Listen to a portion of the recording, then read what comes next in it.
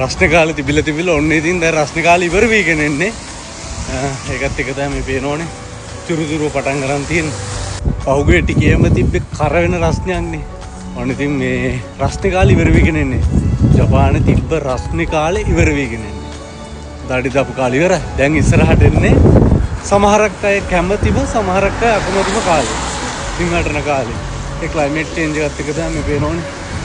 රස්ත හැමතැනම තුරුතුරුව අලුරේලා අර ලස්සනට තිබ්බ නිකන් සන්සෙට් අනම්මන ඔක්කොම ඉවරයි.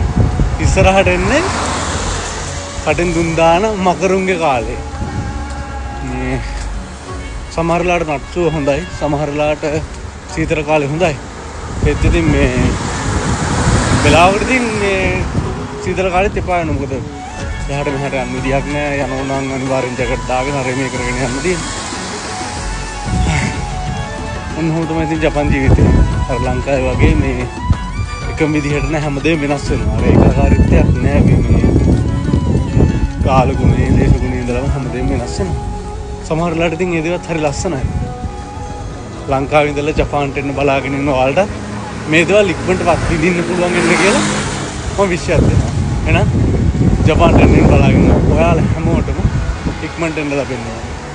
මේ ලස්සන ඇස් දෙකෙන් දකින්න ඔයාලට පුළුවන්.